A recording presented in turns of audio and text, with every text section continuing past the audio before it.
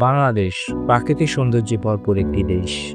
আজ আমরা চলেছি দেশের এক অনন্য স্থান কক্সবাজার। কক্সবাজার বাংলাদেশের দক্ষিণ পূর্বে চট্টগ্রাম বিভাগে অবস্থিত। এটি বিশ্বের দীর্ঘতম সমুদ্র সৈকত, যার দৈর্ঘ্য প্রায় 120 কিলোমিটার। এই স্থানের নামকরণ হয়েছে British East India company captain Hiram কফের নামে। তিনি এখানে শরণার্থীদের জন্য একটি ক্যাম্প স্থাপন করেছিলেন, যা পরে কক্সবাজারের নামে পরিচিতি পায়। কক্সবাজার শুধু সমুদ্র সৈকতের জন্য বিখ্যাত নয়, এখানে আরও কিছু দর্শনীয় স্থান রয়েছে।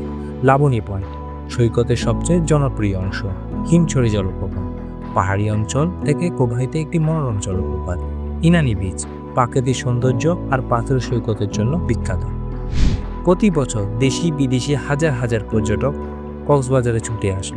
সূর্যোদয় এবং সূর্যাস্তের দৃশ্য এখানে অসাধারণ, আর সমুদ্রের টাটকা সামুদ্রিক খাবারের স্বাদ নেওয়ার সুযোগ তো আছেই। কক্সবাজার বাংলাদেশের অন্যতম পর্যটন কেন্দ্র। এখানে পর্যটনের মাধ্যমে স্থানীয় অর্থনীতিতে বিশাল ভূমিকা রাখে। হোটেল, রেস্তোরাঁ এবং পর্যটন সংশ্লিষ্ট ব্যবসা এখানকার মানুষের প্রধান জীবিকার উৎস। এই সমুদ্র সৈকত শুধু বাংলাদেশের গর্ব নয়, বরং আন্তর্জাতিক পর্যটকদেরকেও মুগ্ধ করে।